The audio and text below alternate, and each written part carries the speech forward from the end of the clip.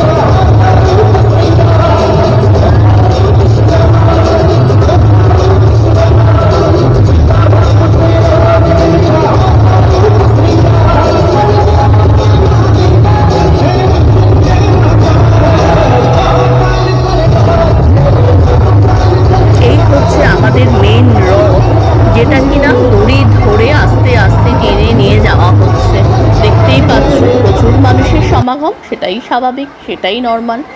জগন্নাথ দেবের রথযাত্রা বলে কথা, সেটা না হলে হয়। আর সঙ্গে কিন্তু ভক্তদের উদ্দেশ্যে কিন্তু অবশ্যইভাবে ছড়িয়ে দেওয়া হচ্ছে তার প্রসাদ। নানা রকমের প্রসাদ কিন্তু এই ডালিতে ছিল, প্রচুর প্রসাদ, কারণ রাখতেই হবে, মানুষ হচ্ছে প্রচুর। ভক্তদের উদ্দেশ্যে কিন্তু যেসব রয়েছেন এখানের ঠাকুর মশাইরা, তারা কিন্তু সব কিন্তু ছড়িয়ে দেওয়া। আজকের ব্লগটা এখানেই শেষ করব। যদি ভালো লাগে অবশ্যই লাইক, কমেন্টস, শেয়ার, সাবস্ক্রাইব করে সাথে থেকে।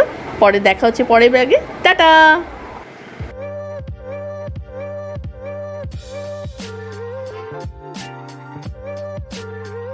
টাটা।